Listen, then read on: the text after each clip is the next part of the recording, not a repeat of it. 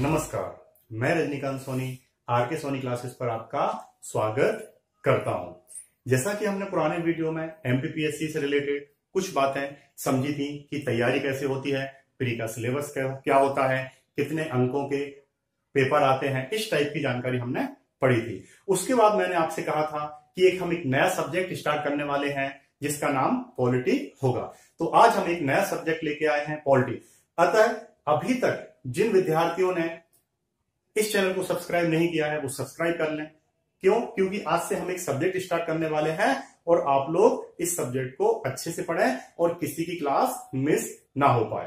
तो मैं आपको थोड़ा सा इंट्रोडक्शन बताता हूं इस सब्जेक्ट का। सबसे पहले एक बात मैं आपको बताना चाहता हूं कि अगर हम बात करें राज्य व्यवस्था की, तो इस सब्जेक्ट को याद नहीं किया जाता है। इस सब्जेक्ट को समझना ज्यादा जरूरी है। क्या जरूरी है? समझना। और मैं आपको ऐसे पढ़ाऊंगा कि आपको याद करने की बिल्कुल जरूरत नहीं पड़ेगी। आप इसको सुनते सुनते ही समझ लेंगे। क्यों? क्योंकि हमें राज्य व्यवस्था दिखती है। अब आप सोचेंगे कैसे दिखती है, तो मैं आपको बता दूं कि राज्य व्यवस्था में बहुत सी व्यक्ति आते हैं, पद आते हैं। जैसे अगर मैं बात करूं राष्ट्रपति, प्रधानमंत्री, विधायक, इन व्यक्तियों को आप देख सकते हैं, संसद देख सकते हैं। अर्थात पेपर में भी जानकारी आती है। अर्थात आपको राज्य व्यवस्था जीनी है, पढ़नी नहीं है। और ये जो राज्य व्यवस्था है आपकी लाइफ में भी काम आने वाली है। राज्य व्यवस्था पूरा प्रशासन को कवर करती है। कल को आप अधिकारी बनेंगे, कर्मचारी बनेंगे, तो आपको पूरे रूल्स एंड रेगुलेशन समझ में आने चाहिए, जिससे आप जीवन में इन रूल्स एंड रेगुलेशन का फायदा उठा सकें। तो स्टार्ट करते हैं आज से। भारतीय राज्य व्यवस्था बहुत अच्छा सब्जेक्ट है, सभी एग्जामों के लिए जरूरी है, चाहे वो यूपीएससी हो, एमपीपीएससी हो, एमपीएसआई, व्यापम, एसएससी या रेलवे, या फिर सभी एग्जाम जिसमें भी जीएस आता है उसमें ये सब्जेक्ट बहुत जरूरी होता है और बहुत इंटरेस्टिंग सब्जेक्ट है। अगर आप इसको अच्छे से पढ़ते हैं, ध्यान से पढ़ते हैं, तो इससे आपसे हर क्वेश्चन बनेंगे। और मैं आशा करता हूं कि आप लोगों के लिए एकदम जीरो लेवल से पढ़ाऊं। जीरो लेवल का मतलब होता है कि शुरुआत से पढ़ेंगे हम। शुरुआत से पढ़ने का यह फायदा है कि कुछ ऐसे विद्यार्थी होते हैं, जैसे मैं अध्यापन का कार्य करता हूं, पढ़ाता भी हूं, तो बहुत सारे विद्यार्थी ऐसे मिलते हैं मुझे, उनको कई बार ये नहीं समझ में आता है कि सर हम कैसे पढ़े या क्या पढ़े। तो उस चीज को मैंने देखा और महसूस किया, इसीलिए बिल्कुल मैं आपको बेसिक से पढ़ा रहा हूं। हम धीरे धीरे शुरुआत करेंगे और बहुत अच्छे से इन चीजों को समझेंगे। तो स्टार्ट करते हैं। जैसा कि लिखा हुआ है भारतीय राज्य व्यवस्था। अब सबसे पहले अगर हम बात करें राज्य व्यवस्था की, तो राज्य व्यवस्था के पहले मैं आपको एक शब्द समझाना चाहता हूं जिसका नाम है राज्य। राज्य नाम है। अब यहां पर राज्य शब्द का अर्थ आपको पता होना जरूरी है। किस शब्द का? राज्य शब्द का अर्थ होना आपको पता होना जरूरी है। तो मैं आपको बता दूं कि जिसका अपना भूगोल हो, जनसंख्या हो, क्या हो? जिसका अपना भूगोल हो अर्थात जमीन हो, एक क्षेत्र हो, जनसंख्या हो, सरकार हो, उसके साथ साथ सबसे ज्यादा जरूरी वो कैसा हो? संप्रभु, अर्थात संप्रभुता। फिर से सुने, जिसका अपना भूगोल हो, जनसंख्या हो, उसके साथ सरकार हो और संप्रभुता हो। अब देखिए, अगर हम इन चारों शब्दों को समझें तो इन चारों शब्दों से मिलकर बनता है राज्य, अर्थात कोई देश। भूगोल अर्थात एक निश्चित क्षेत्र हो, जनसंख्या होनी चाहिए जिसको हम प्राचीन काल में प्रजा कहते थे। उसके बाद सरकार, अर्थात एक सरकार हो जो व्यवस्था जमा सके, लोगों पर काम कर सके, लोगों के लिए काम कर सके। चौथी बात जो सबसे ज्यादा जरूरी है, संप्रभुता। संप्रभु, यहां पर मैं आपको बता दूं, संप्रभु का मतलब होता है कि सभी प्रकार की शक्तियां हम में निहित हैं। हम में मतलब किसमें? स्वयं राज्य में। अर्थात हम किसी दूसरे देशों के निर्णय स्वीकार नहीं करेंगे, हम अपने निर्णय लेने में कैसे हैं, स्वतंत्र हैं। फिर से सुने, संप्रभुता या संप्रभु का मतलब यह है कि हम सर्वशक्तिमान हैं। सर्वशक्तिमान अपने क्षेत्र के लिए अपने निर्णय लेने के हैं। हम किसी दूसरे देश के निर्णय स्वीकार नहीं करेंगे। कल को अमेरिका बोले कि आप हमारी बात मानिए, कल को चाइना बोले आप हमारी बात मानिए, तो नहीं, हम कैसे हैं, स्वतंत्र हैं। और यही विशेषता है एक राज्य की। अर्थात राज्य शब्द का तात्पर्य क्या हुआ, जिसकी एक निश्चित भूगोल हो, जनसंख्या हो, सरकार हो और संप्रभुता हो, तो वो क्या कहलाता है, राज्य, जो हमारे फर्स्ट शब्द को क्लियर करता है। अब यहां हमने एक शब्द देखा है, सरकार। अब मैं आपको बता दूं कि यहां 4 शब्द हैं और एक शब्द है सरकार। तो जो सरकार होती है वो किसके माध्यम से काम करती है, कोई ना कोई एक माध्यम होगा। अब वो माध्यम क्या है, सबसे पहले अगर हम बात करें सरकार के अंग, तो सरकार के कितने अंग होते हैं, 3 अंग होते हैं, विधायिका, लेजिस्लेटिव, कार्यपालिका, एग्जीक्यूटिव, न्यायपालिका। 3 अंग होते हैं सरकार के। फिर से सुने, विधायिका, कार्यपालिका और न्यायपालिका। अब सबसे पहले मैं आपको बता दूं, विधायिका का काम क्या होता है, नियम बनाना। फिर से सुने, नियम बनाना अर्थात विधि बनाना, है ना, नियम बनाना, विधि बनाना। दूसरा होता है कार्यपालिका। अब कार्यपालिका का नाम से ही समझ में आ रहा है कि कार्य करती होगी, तो ये क्या करती है, क्रियान्वयन करवाती है। अर्थात जो विधायिका नियम बनाती है उसका क्रियान्वयन कौन कराती है, आपकी कार्यपालिका। तीसरा जो अंग है हमारा वो है आपकी न्यायपालिका। न्यायपालिका का एक महत्वपूर्ण कार्य है समान न्याय प्रदान करना। अर्थात जो हमारी जनता है, जो हमारी जनसंख्या है, उसके लिए समान न्याय प्रदान कौन करेगा, हमारी न्यायपालिका।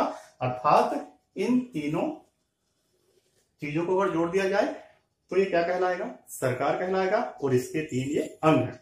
अब देखिए, ये तो शब्द की परिभाषा हो गई, मतलब राज्य शब्द की परिभाषा हो गई। दूसरी बात, हमने सरकार को भी समझ लिया। अब अगर सरकार और अगर राज्य हमें समझ में आ गया है, तो इसके बाद मैं आपको बता दूं, इस सरकार को चलाने के लिए, इस सरकार को चलाने के लिए कोई ना कोई हमें नियम बनाने पड़ेंगे, कोई ना कोई हमारे पास ऐसी व्यवस्था होना चाहिए जो कैसी हो, सर्वोच्च हो। वही सर्वोच्च व्यवस्था, वही वास्तव में नियम हमारे क्या कहलाते हैं, संविधान, कॉन्स्टिट्यूशन।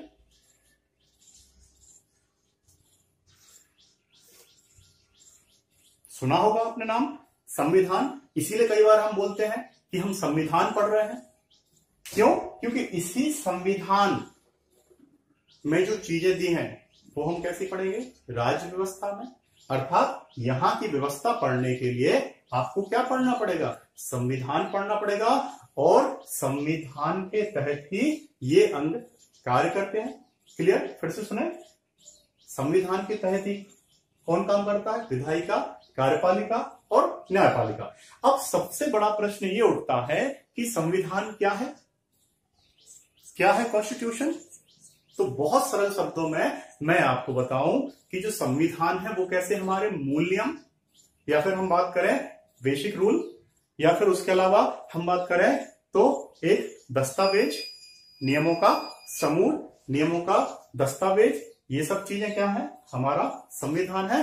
अर्थात इस संविधान के तहत ही हम क्या करते हैं, कार्य करते हैं। और कार्य कौन करता है, विधायिका, कार्यपालिका और न्यायपालिका। अब इस संविधान के बारे में ही हम पूरा पढ़ेंगे। और जब हम संविधान को पढ़ लेंगे तो यही क्या हो जाएगी, हमारी राज्य व्यवस्था। क्लियर। तो ये 2 चीजें मैंने आपको छोटी सी बताई। पॉलिटी पढ़ने के पहले ये 2 चीजें समझना आपको बहुत जरूरी है कि राज्य व्यवस्था में राज्य क्या है, संविधान क्या है। क्योंकि जब हम ये संविधान पढ़ लेंगे तो हमारी क्या कंप्लीट हो जाएगी, राज्य व्यवस्था।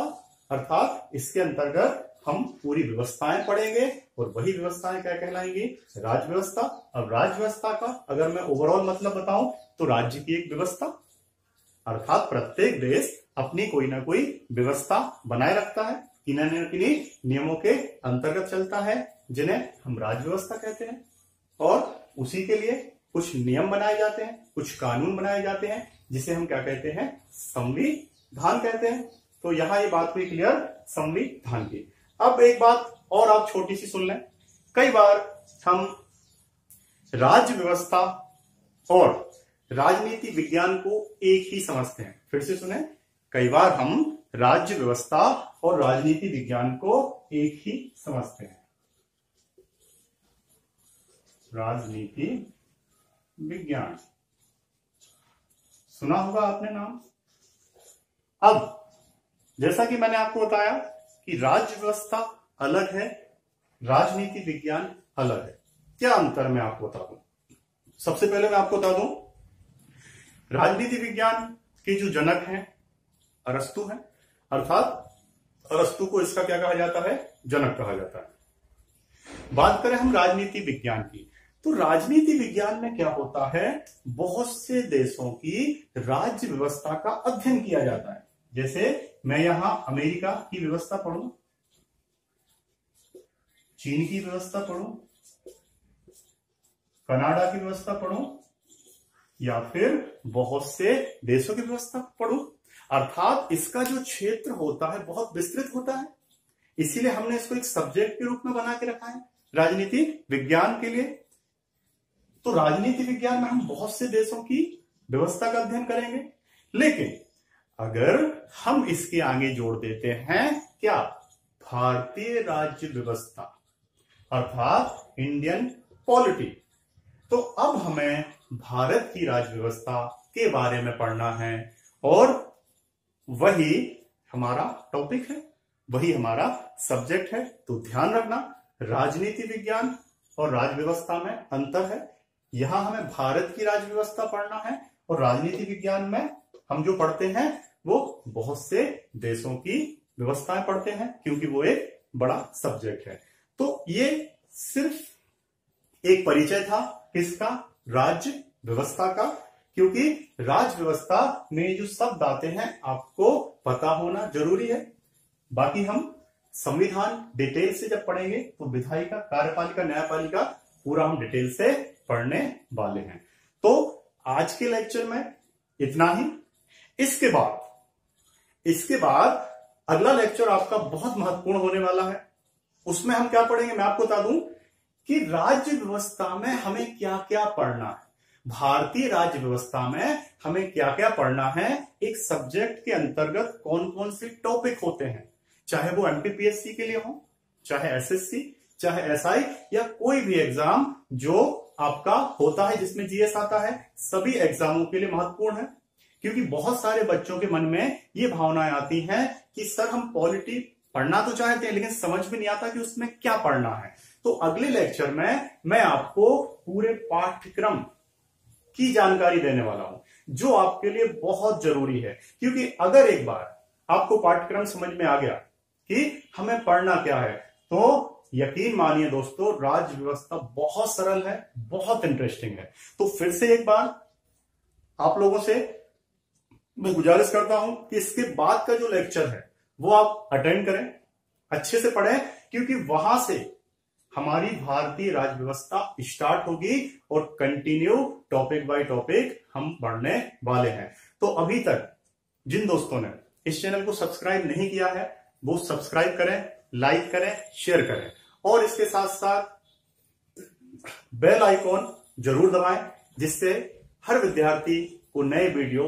प्राप्त हो सके और आप क्लास में कंटिन्यू रहें और आपके कोई भी टॉपिक ना छूटे। तो इसी के साथ मैं अपना लेक्चर समाप्त करता हूं और आशा करता हूं कि आप लोगों को ये लेक्चर पसंद आया होगा। जय हिंद, जय भारत।